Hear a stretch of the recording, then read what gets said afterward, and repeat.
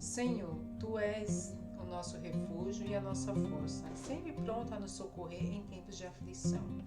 Ajude-nos a enfrentar o tempo difícil e superar as dificuldades da caminhada. Faz-nos forte e guia nossos passos. Sei que em Ti estamos seguros, que já não precisamos temer o dia mau. Confiamos em Teu amor, Senhor, e por isso descansamos. Amém.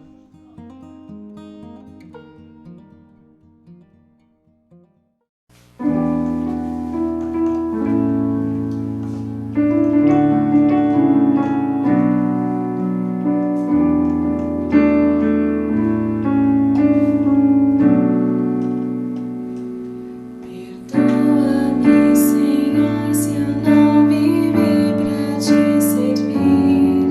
Sem meu agir, o teu amor também não refleti. Perdoa-me, Senhor, se teu caminho não segui. Se falhas cometi, se tua doce voz não quis ouvir. Escuta minha oração, Senhor.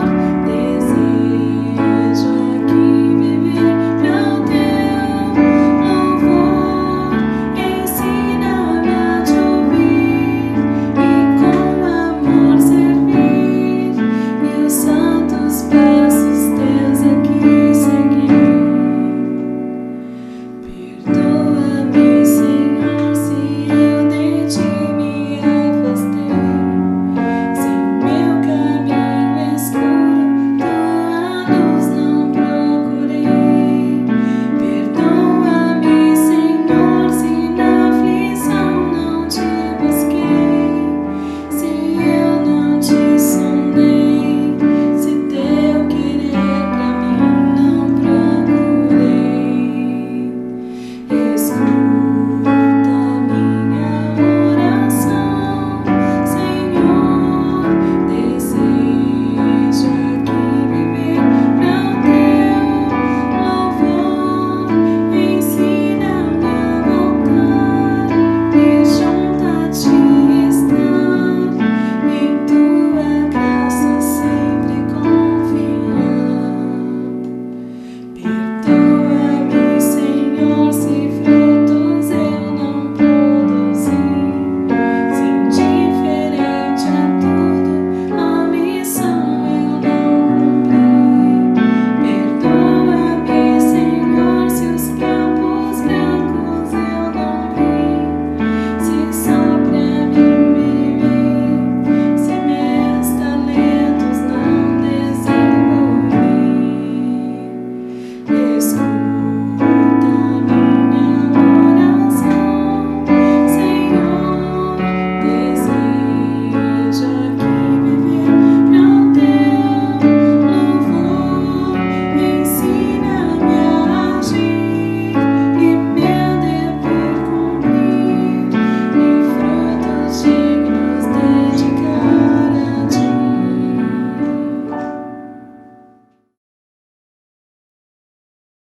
Olá, irmãs, graça e paz.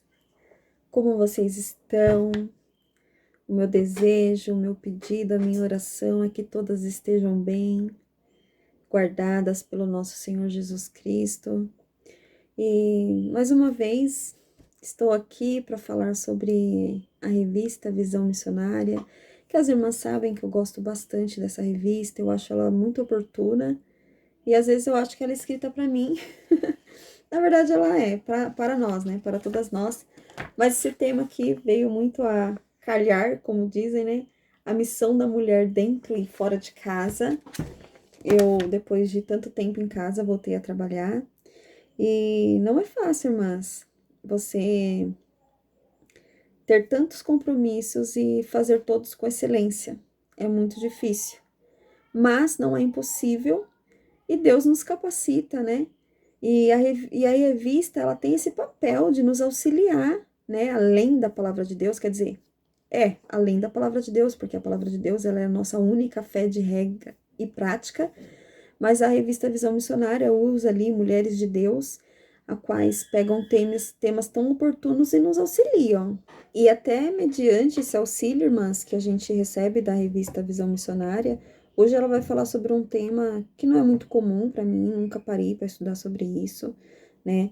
Mas eu acho que é oportuno, sim. Não é para ser comum no nosso contexto que a gente vive cristão, mas infelizmente pode estar acontecendo com alguém, sim. Porque é um assunto muito difícil de se falar, de se abrir, de declarar, né, essa situação, mas acontece. Hoje eu vou falar sobre a violência doméstica familiar contra a mulher. A revista, ela vai usar o texto segundo Samuel 13 para poder fazer a aplicação da revista, e é bem forte, mas aconteceu, porque não é uma história fictícia, essa de segundo Samuel, uma história verídica, e só que Deus, na sua soberania, sabendo que o homem é pecador e acontece de tudo quanto é coisas ruins que a gente possa imaginar, isso acontece hoje em dia também. Então, nós vamos aprender um pouquinho sobre isso. A revista, ela vai usar o texto, como eu falei, de 2 Samuel 13, que ela vai apresentar a situação referente à violência contra a mulher, mas que deixa claro o quanto é preciso ter um olhar sensível para esse tema. E por quê? Lá na Bíblia, no texto que a gente vai ler, vai falar sobre Aminon segue o conselho de um primo e violenta sexualmente a sua meia-irmã. Eu já vou ler aqui um pouquinho o texto para vocês poderem estar por dentro, porque assim, eu poderia até continuar lendo a revista aqui, só que assim, o texto bíblico mesmo, ele é muito forte e real. O que acontece? Lá em 2 Samuel, capítulo 13, diz assim: Aminon ama Tamar e comete incesto. E aconteceu depois disso que, tendo Absalão, filho de Davi, uma irmã formosa, cujo nome era Tamar. Aminon, filho de Davi, amou-a. E angustiou-se Aminon até adoecer, pois Tamar, sua irmã, porque era virgem, e parecia aos olhos de Aminon dificultoso fazer-lhe coisa alguma. Aqui ele já planejava na sua mente e no seu coração cometer esse ato. Então tinha, porém, Aminon um amigo cujo nome era Jonadab, filho de Simeia, irmão de Davi, e era Jonadab homem muito sagaz. Sagaz, imagina. Quem era sagaz? Era a serpente. E ele lhe disse: Por que tu, de manhã em manhã? E então disse Aminon a Tamar: Traz a comida à câmara e comerei da tua mão. E tomou Tamar os bolos que fizera e os trouxe a Aminon, seu irmão, à cama. E chegando-lhes para que comesse, pegou dela e disse-lhe: Vem, deita-te comigo, irmã minha. Porém ela lhe disse: Não, irmão meu, não me forces. Por que não se faz assim, Israel? Não faças tal loucura. Porque aonde iria eu com a minha vergonha? E tu serias como um dos loucos de Israel? Agora, pois, peço-te que fales ao rei, porque não me negará a ti. Aqui ela está sugerindo a ele que ela fale para o rei Davi aqui, para o pai deles, que ele peça ela em casamento, que ela se casa com ele, porque naquela cultura da época era permitido, né? Mas não é isso que ele estava fazendo, isso era abominável, né? O estrupo, né? Só que o que acontece? Porém, ele não quis dar ouvido à sua voz aqui no 14. Antes, sendo mais forte do que ela, forçou-a e se deitou com ela. Depois Aminon aborreceu com grandíssimo aborrecimento, porque maior era o aborrecimento com que aborrecia do que o amor com que amara. E disse-lhe Aminon a ela: Levanta-te e vai-te. Ele, depois disso, teve aversão a ela. Dizia que amava e o amor virou ódio. E ele trata ela que nem lixo aqui: levanta e vai. Pega suas roupas e vai. Então, aqui é de uma princesa aviolentada, porque ela também era filha do rei. Então, ela sofreu todo esse trauma aqui diante desse estrupo, diante dessa força bruta que ele tomou a irmã aqui, que era uma moça virgem, né? Era uma moça boa, aparentemente, aqui, e acabou fazendo isso com Tamar, que teve que levar a sua dor junto consigo, né? Então ela lhe disse: não há razão de me despedires assim, maior seria este mal do que o outro que já tens feito. Porém, não lhe quis dar ouvido. Ela ainda fala para ele: por que você está falando assim comigo? E ainda assim ele trata ela com muita indiferença, porque ele não dá ouvido para ela, a palavra de Deus diz aqui.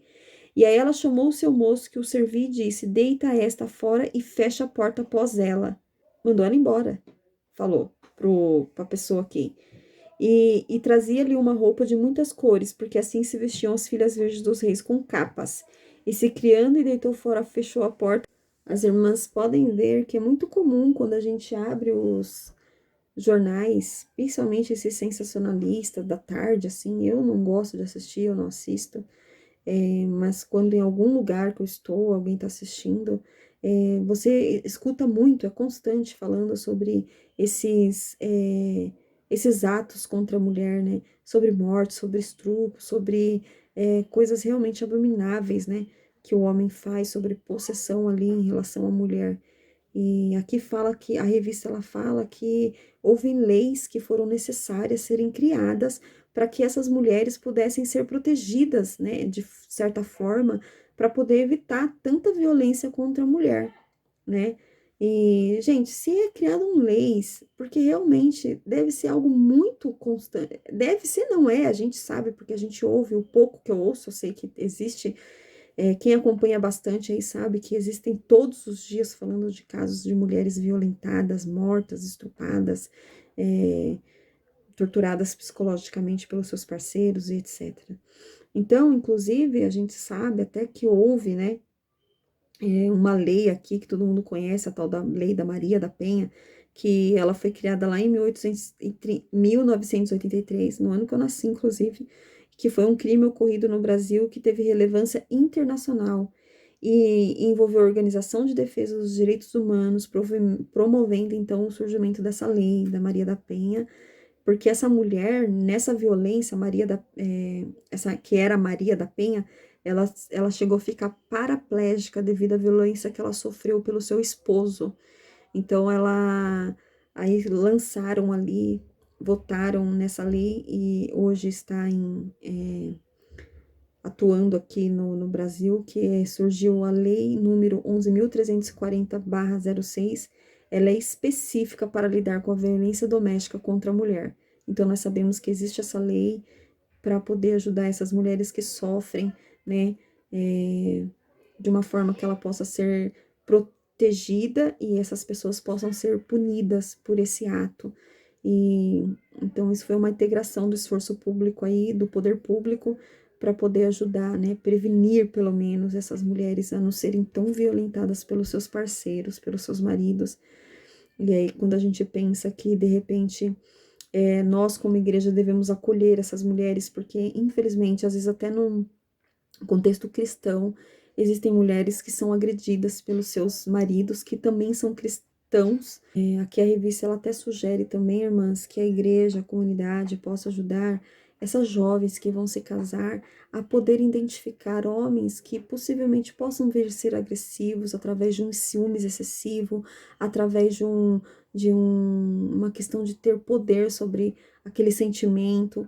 Então a revista dá essas dicas, né, para que nós possamos, né, se percebendo, às vezes a gente tem uma filha, ou nós temos um filho que tem uma certa disponibilidade para ser assim, que nós possamos ali, com a sabedoria de Deus, com o amor de Deus, poder instruir, incentivar ao cuidado da mulher, ao exemplo de como tratar uma mulher. Nós somos, sim, mais frágil que o homem em relação a estrutura, a várias coisas. Somos fortes, claro, né? Não quero entrar nesse contexto de gênero, mas nós precisamos ter esse cuidado mais amoroso, diferentemente do homem, que realmente tem essa própria anatomia diferente de nós. Então, aqui a revista, ela nos auxilia tudo isso. Então, mediante tudo isso que nós aprendemos, irmãs, que Deus possa abençoar a sua vida, para que você se graças a Deus nunca passou por isso, ou se não passar por isso, possa ajudar alguém que em algum momento você perceba ou chegue até você e fale sobre isso, que você possa ser usada por Deus para poder auxiliar, para poder orar, para poder indicar, encaminhar da melhor forma para a pessoa ali poder se prevenir, porque muitas vezes pode levar até a morte essas agressões, né? Como muita gente ouve falar muito, mas que nós, como igreja, nós, como mulheres de Deus, possamos ser usadas para que essas pessoas que passam por isso sejam ali, em algum momento da vida, confortadas, a poder superar, passar ou sair de situações como essa. Eu agradeço a Deus por esse estudo, que Deus possa usar as nossas vidas para podermos ajudar mulheres que passam por isso. E